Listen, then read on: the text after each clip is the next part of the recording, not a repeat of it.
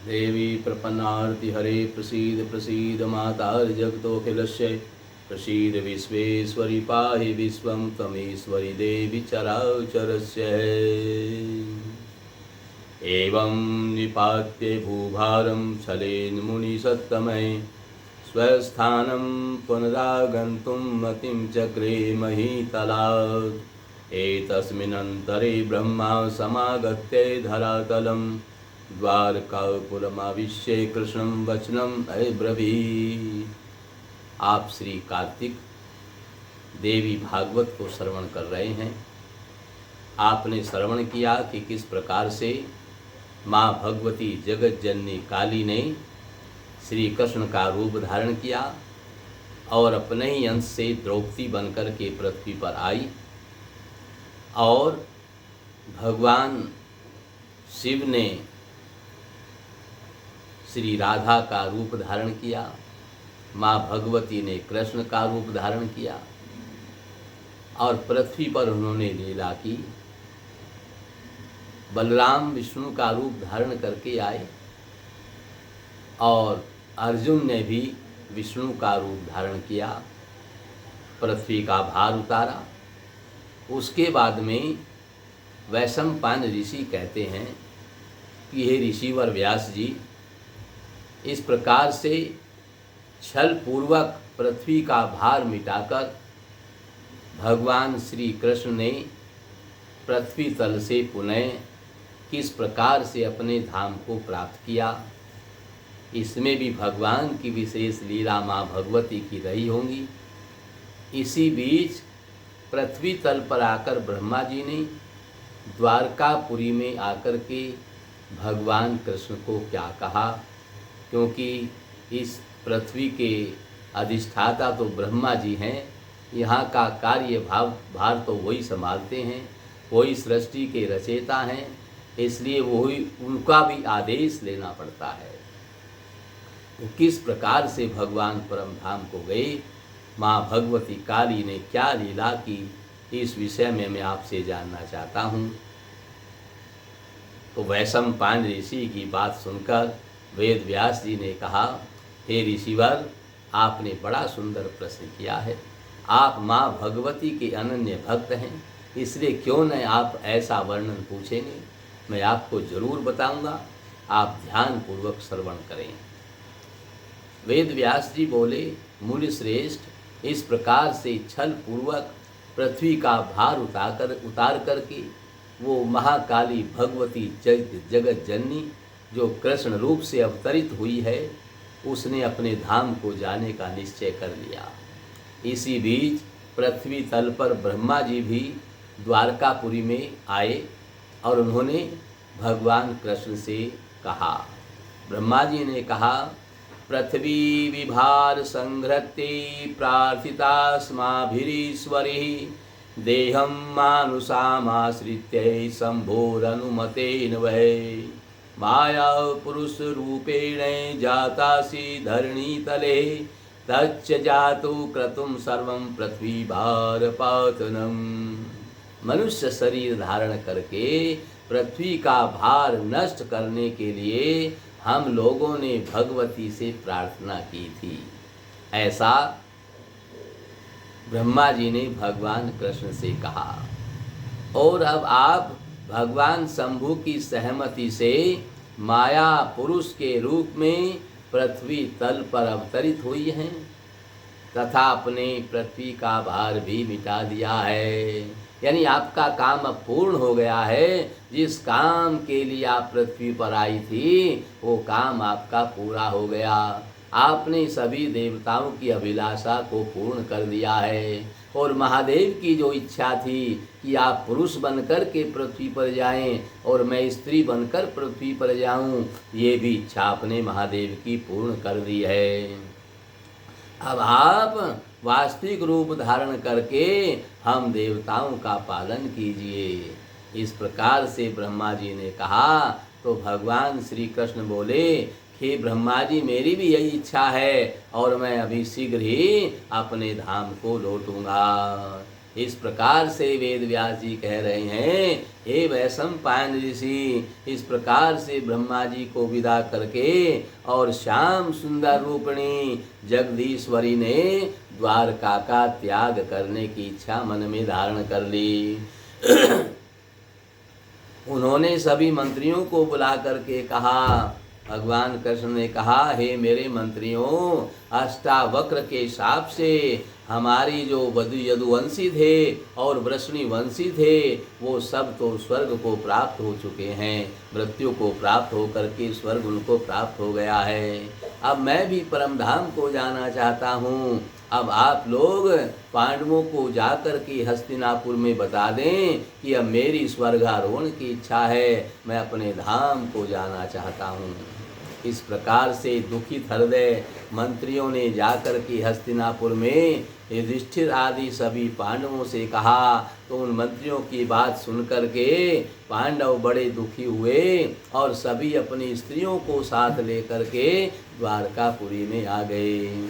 वहाँ द्वारकापुरी में जब आए तो भगवान कृष्ण ने जो बूढ़े बूढ़े मंत्री कुछ बचे हुए थे उनके साथ सभी पांडवों सहित आए हुए सभी अतिथियों से कहा कि अब मैं परम धाम को जाना चाहता हूँ, अब मेरा यहाँ सब काम पूर्ण हो चुका है। इस प्रकार से जब कहा, बलराम भी रोते हुए आए और उन्होंने कहा कि आप अब अविलंब प्रस्थान कीजिए, जल्दी सभी अपने क्योंकि आपके बिना यहाँ कोई नहीं रहेगा। आप परम धाम जा रहे हैं तो यहाँ जितने भी सैनिक मंत्री आपके हैं मेरे सहित कोई भी यहाँ नहीं रहना चाहेगा, इसलिए आप अविलंब प्रस्थान करिए। उसके बाद पांडवों ने भगवान ने पांडवों से कहा कि आप मेरी द्वारकापुरी में मेरे जो यहाँ भक्तगण हैं उनको संभाल करके रखिएगा। पांचों पांडवों ने अलग अलग भगवान से कहा। युधिष्ठिर ने कहा, हम आपके बिना मैं नहीं रह सकता, एक क्षण भी मैं पृथ्वी पर आपके बिना नहीं रहूँगा, आप जाएंगे तो मैं भी जाऊँगा। भीमसेन ने भी कहा, हे प्रभु, आपके बिना मैं भी एक क्षण इस पृथ्वी पर नहीं रह सकता, मैं भी आपके साथ जाऊंगा। अर्जुन ने कहा, मैं तो आपके बिना रह ही नहीं सकता, मैं तो यहाँ पर भी साथ साथ आपके रहा, साथ साथ खाया, साथ साथ पिया, यहाँ तक कि युद्ध में भी साथ साथ रहे, फिर मैं आपका साथ कैसे छोड़ सकता हूँ, मैं भी आपके साथ चलूँगा।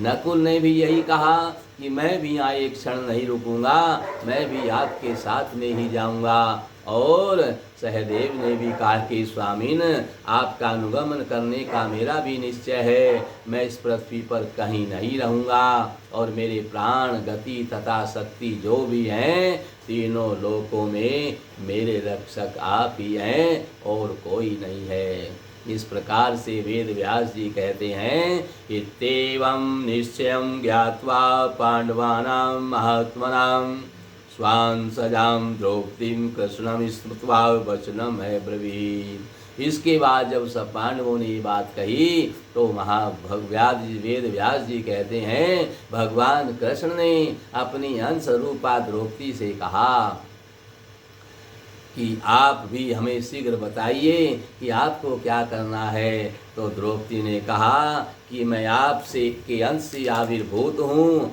आपके अंश से उत्पन्न हुई हूँ और आप आद्या पराशक्ति कालिका हैं। जिस प्रकार से जल क्षण भर में जल में मिल जाता है, उसी भांति मैं भी आपका अनुसरण करूँगी।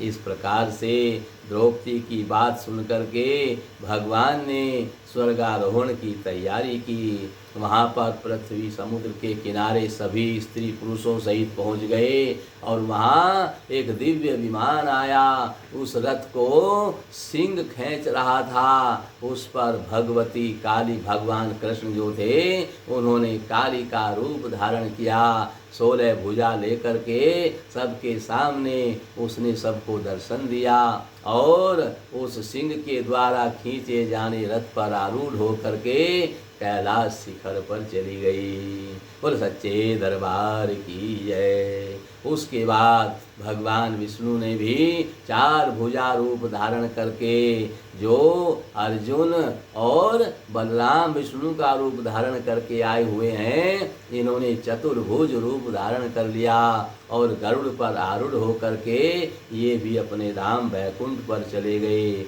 इस प्रकार से बलराम और अर्जुन के चले जाने पर भी इसके बाद उनके जो और भी वहाँ सेवक गण थे, यानी जैसे भगवान शिव की, कृष्ण की जो 8 पटरानियाँ थी, वे भी उन्होंने अपना वही दिव्य रूप धारण करके और भगवान के साथ माँ भगवती के साथ चली गई। और उसके बाद में जो 2 सखियाँ थीं, दाम और सुदाम, उन्होंने भी जय और विजय का रूप धारण करके भगवान के पास में उनके पहरेदार बन करके वहीं पर वैकुंठ में चले गए।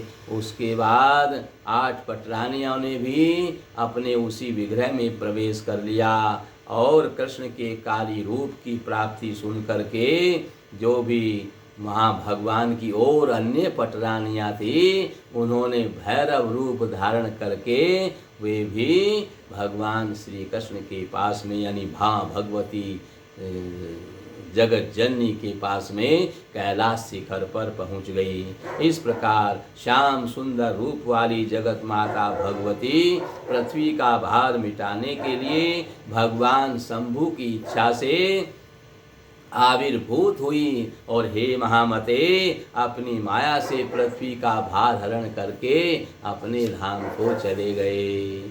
इस प्रकार से हे महात्मने वेद व्यास जी कहते हैं, कल्पांतरे तो भूपृष्ठे द्वापरांते महामुने विष्णु श्री कृष्ण रूपेण पूर्वाण सेन जगत प्रभो शंभोर्वर प्रदानेन संभविष्यति लीलया निहस्यति भूभारमेव महमदे। इस प्रकार से जगत प्रभु भगवान विष्णु कल्पांतर में बार बार द्वापर युग में अवतार लेते हैं और माँ भगवती भी बार बार द्वापर युग में अवतार लेती हैं और भगवान शिव भी इसी प्रकार बार बार अवतार लेते हैं द्वापर युग में और पृथ्वी का भार मिटा करके अपने धाम को चले जाते हैं।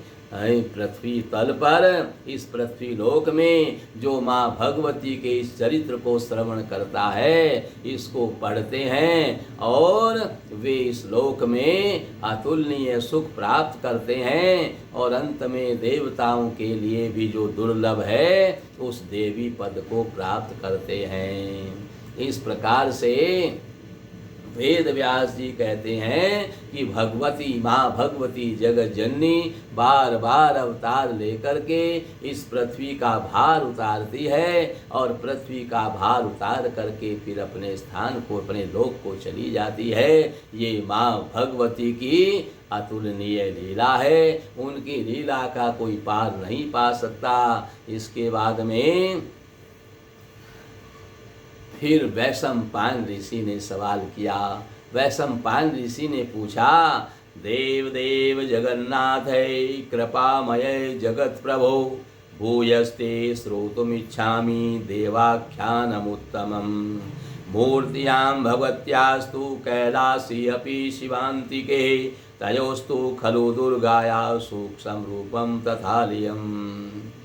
हे गुरुदेव, अब मैं ये जानना चाहता हूँ, माँ भगवती अपने धाम को चली गई, उनके धाम को श्रवण करना चाहता हूँ, उत्कृष्ट आख्यान सुनना चाहता हूँ। कैलाश पर्वत पर माँ भगवती जगत जननी जब 16 भुजा रूप धारण करके चली गई तो उनका जो महल है, उनका जो स्थान है, उन भगवती के जो किला है, उनका जो दुर्ग है, मैं उसके विषय में जानना चाहता हूँ, क्योंकि कितना सुंदर उनका स्थान होगा, किस किस प्रकार से उनका लोक बना हुआ है, उनके लोक को मैं जानना चाहता हूँ। आप मुझे ज़रूर बताइए, क्योंकि माँ भगवती की लीला सुन करके मेरे शरीर में रोमांच हो रहा है और मैं उनकी लीला कथा को श्रवण करता रहूँ, बस यही मुझे अच्छा लग रहा है। इस प्रकार से वैशंपायन ऋषि की बात सुन करके वेद व्यास ने कहा, आप क्यों न माँ भगवती की लीला सुनेंगे। आप उनके अनन्य भक्त जो हैं आप जरूर श्रवण करें और मैं आपको श्रवण कराऊंगा। वेद व्यास जी बोले, दुर्गाया परमम स्थानम जन्मया ते समीरितम दुर्गम्यम देवगंधर्व यक्षि किन्नर सूक्ष्मम तदपा सर्वे तु सुदुर्गम्यम ब्रह्मादे स्त्रीदशेश्वरे सुगुप्तम परमं रम्यम स्थानमस्ति सुशोभनम। माँ भगवती का जो किला है, जिस परम लोक का आपने वर्णन पूछा है, वहाँ देवता गंधर्व यक्ष किन्नर आदि राक्षसों के द्वारा वो रक्षित है। वहाँ पर सभी देवता माँ भगवती के चरणों की वंदना करते हुए उस दिव्य लोक में निवास करते हैं। और वह किला बहुमूल्य संपदाओं से युक्त है। वहाँ पर बहुमूल्य संपदाएं चारों तरफ व्याप्त हैं और वहाँ के जो रहने वाले गंधर्व आदि देवता हैं, जो माँ भगवती के सेवक हैं, उनको जब जहाँ चाहे वो वस्तु प्राप्त हो जाती है। वहाँ पर किसी प्रकार की कोई कमी नहीं है। भगवती दुर्गा की आज्ञा के बिना वहाँ देवता राक्षस तथा ब्रह्मादि देवता भी उन द्वारों को लांघ करके नहीं जा सकते हैं। माँ भगवती के जो द्वार बने हुए हैं अंदर जाने के, यानी चारों दिशाओं में 4 द्वार बने हुए हैं, जिनकी रक्षा देवता गंधर्व पितर आदि सब करते हैं। और माँ भगवती की आज्ञा के बिना वहाँ कोई नहीं जा सकता है। और वहाँ पर सैकड़ों मणियों से जड़ा हुआ एक दिव्य मंदिर है और उसके मध्य में 10,000 सिंहों से शोभायमान एक विशाल रतन सिंहासन है। हे वैशंपायन ऋषि, उसके ऊपर रखे हुए शव के ऊपर महाविद्या स्वरूपिणी महाकाली महेश्वरी सदा विराजमान रहती है। सभी प्राणियों की हृदय कमल में विराजमान रहने वाली कल्याणकारिणी माया स्वरूपिणी तथा ब्रह्म रूपा एकमात्र वे महादेवी ही अपनी इच्छा से करोड़ों करोड़ ब्रह्मांडों की उत्पत्ति पालन और संहार करने वाली हैं। उन माँ भगवती की लीला को कोई जान नहीं पाता है। इसके अंदर अनेक प्रकार के रक्षक विराजमान रहते हैं, जो चारों द्वारों की रक्षा करते हैं और वहाँ पर माँ भगवती की रात दिन आराधना करते रहते हैं। और माँ भगवती उनसे प्रसन्न होकर के उनको आशीर्वाद देती रहती है। उसके बाद चारों द्वारों के बाहर वहाँ भी वो भैरव से रक्षित है। चारों द्वारों पर माँ भगवती के जो भक्त हैं भैरव, वे पहरा देते रहते हैं और वहाँ पर कोई भी देवी की आज्ञा के बिना जा नहीं सकता है। इस प्रकार से करोड़ों करोड़ अनेक रत्नों से जड़ा हुआ सुंदर देवी भगवती का भवन है और इस भवन में माँ भगवती सदा निवास करती है। इंद्रादि सभी देवता उनकी स्तुति करते रहते हैं और माँ भगवती की जैसी इच्छा होती है वैसा ही सब कार्य करते हैं। माँ भगवती की इच्छा के विरुद्ध कोई कार्य वहाँ नहीं होता है। इस प्रकार से भगवती का वैश्रम्य पूर्ण वर्णन से भी परे है, कोई उनका वर्णन नहीं कर सकता। इस प्रकार वहाँ पर अन्य 9 महाविद्याओं में प्रत्येक का अलग अलग सुंदर स्थान है। ये एक स्थान है, ऐसे ही वहाँ 9 स्थान और हैं, यानी 10 विद्याओं सहित माँ भगवती वहाँ पर निवास करती है। माँ भगवती से अलग जो 9 मंदिर हैं उन्हें नव दुर्गा कहते हैं और वे नव दुर्गा की पूजा हम बार बार साल में 2 बार तो करते ही हैं, लेकिन हमेशा हमेशा करते रहना चाहिए। उन माँ भगवती के आशीर्वाद के बिना कोई कार्य संपन्न नहीं होता है, इसलिए रात दिन हमें यही सब करना चाहिए। उसके बाद में वैशंपायन ऋषि बोले, देव देव महेशान विस्तृण मम प्रभु इंद्रस्य भ्रमत्या भूत्या सैच्यामति ब्रह्माद्याश्च गमन देवा महाकाली दिदुक्षवै देव देव प्रसादिन यथा ब्रह्मादश्चेति। वेद व्यास जी से वैशंपायन ऋषि बोले, हे देव देवेश्वर प्रभु, जिस तरह से इंद्र को ब्रह्म हत्या का पाप लगा था, हमने सुना है कि उन्होंने वृत्रासुर का वध किया तो उनको ब्रह्म हत्या का पाप लग गया। और जिस तरह से वे महामती इंद्र तथा ब्रह्मादि देवता महाकाली के दर्शन की इच्छा से गए, जिस प्रकार से गए, उन्होंने माँ भगवती के लोक में वहाँ पहुँचे, किस प्रकार से उन्होंने उनकी स्तुति की और किस प्रकार से माँ भगवती ने इंद्र को ब्रह्म हत्या से बचाया, ये सब मैं जानना चाहता हूँ कि इसमें भगवती की जैसी मूर्ति का उन्होंने दर्शन किया था, उसको सुन करके मुझे रोमांच हो जाता है। मैं माँ भगवती की उस लीला को श्रवण करना चाहता हूँ। वैशंपायन ऋषि की बात सुन करके वेद व्यास जी बोले, आपने बड़ा सुंदर प्रश्न किया है।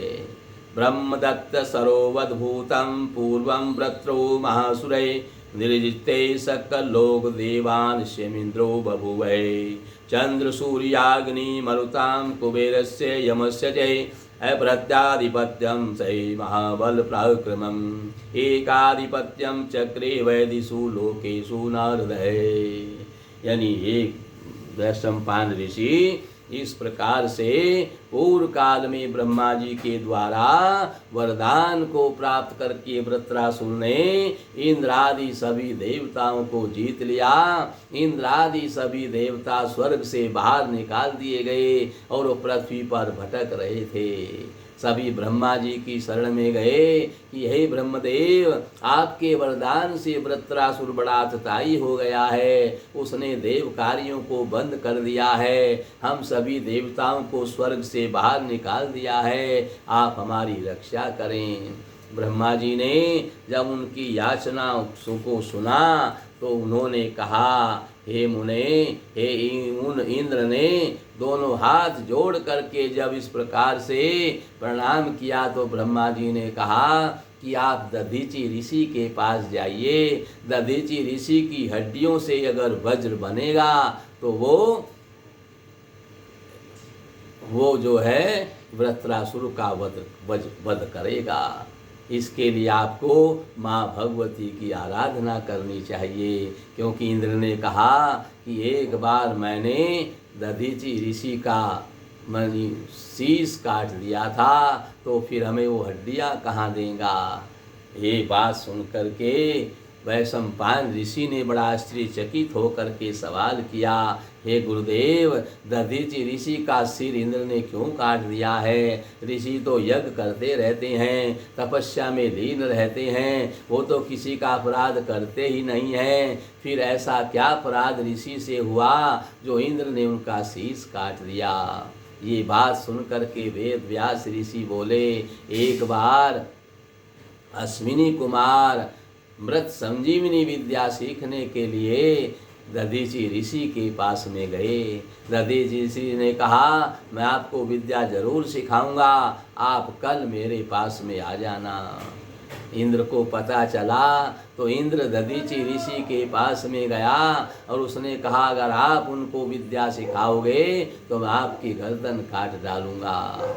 अगले दिन सवेरे जब अश्विनी कुमार देवताओं के वैद्य हैं, ये शल्य चिकित्सक हैं, ये दधीचि ऋषि के पास विद्या सीखने के लिए पहुँचे तो दधीचि ऋषि ने इनको सारी बात बताई जो इंद्र ने दधीचि ऋषि को कही थी।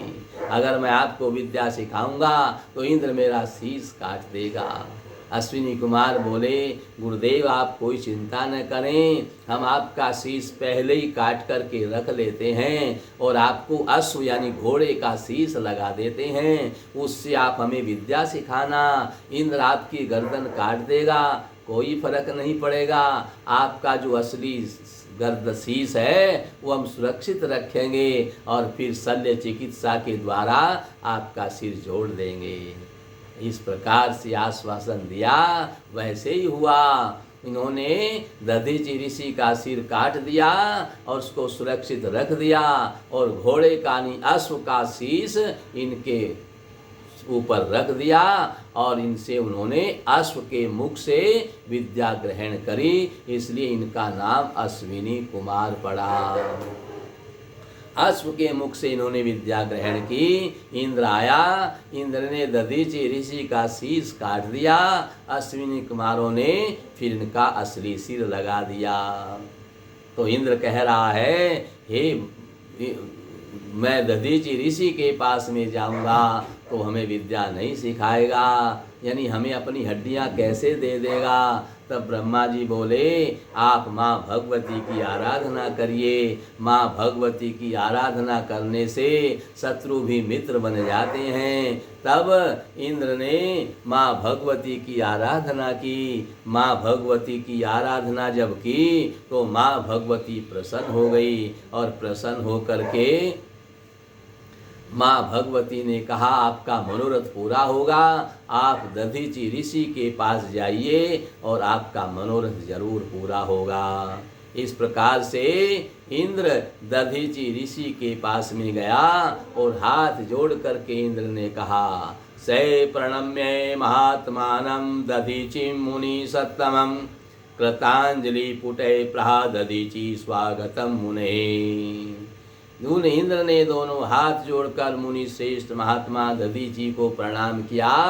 दधीचि ऋषि ने कहा, इंद्र आपका स्वागत है, कहो मेरे लिए क्या समाचार लाए हो, किस कारण से मेरे पास में आए हो। इंद्र ने कहा, वैसे तो सब कुशल है, लेकिन वृत्रासुर के भय के कारण, यानी मैंने वृत्रासुर को मार दिया तो मुझे ब्रह्म हत्या लग गई। तो वृत्रासुर को मारने के लिए मुझे आपकी हड्डियां चाहिए और मुझे वो पाप न लगे ब्रह्म हत्या का, यही बस मैं वरदान मांगने आया हूँ।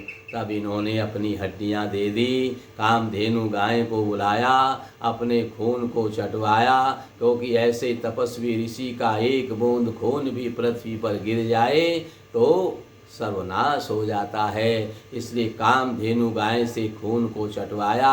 जब हड्डी मात्र रह गया, इन्होंने इंद्र को दे दिया। इंद्र ने उसका वज्र बनाया और वज्र से इन्होंने वृत्रासुर का वध किया। और वृत्रासुर का वध होने पर सभी देवता बड़े प्रसन्न हुए। और उसके बाद फिर इनको किस प्रकार ब्रह्म हत्या लगी, आगे की कथा आपको कल श्रवण करवाई जाएगी। जो माँ भगवती की कृपा से इनकी ब्रह्म हत्या भी हट जाएगी। और सच्चे दरबार की